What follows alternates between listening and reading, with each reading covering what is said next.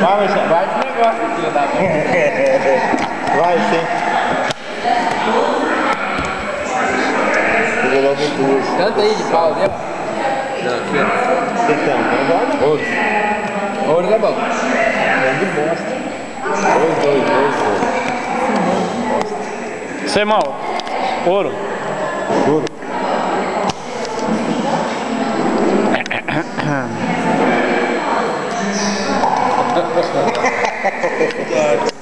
Nossa.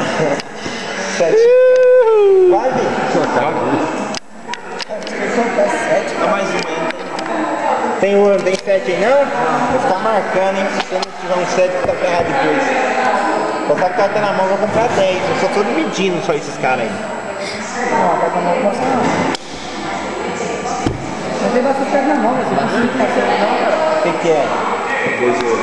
Você jogou já? Jogando duas cartas aí, você não tá olhando não, pô. Mentira, aquelas duas eram igual no guitarra. Vai, seu Marco. Aí, é, mas quem entrou aí?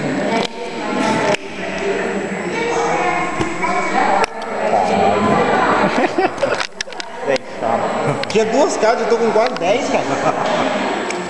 Nem fala, hein?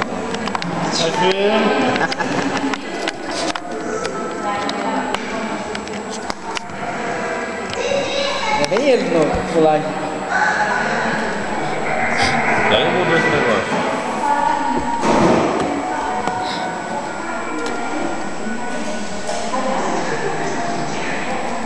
Caramba, velho.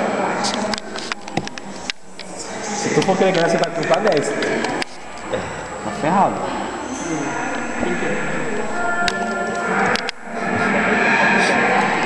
Cadê o 7, hein? Ah, beleza. Cadê a chave? Tá lá? Tá, eu pego lá.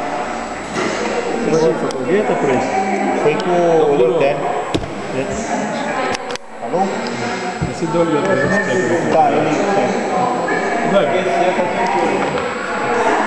Quem é?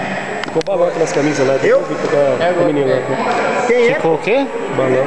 Ah, é? Derrubando, né, meu pé? Mas depois eu pego. Tá com ela aí, os dois, né? Por assim, obrigado. Você que joga. Cadê eu, viado? Liga lá. Tinha pegado duas, aquela hora que tinha ficado com duas. Então, eu joguei a outra agora. Mas por quê? Ele não falou nada, ele pegou a sua carta. Falou? Falou. Vai. Tá roubando? Não, não, não.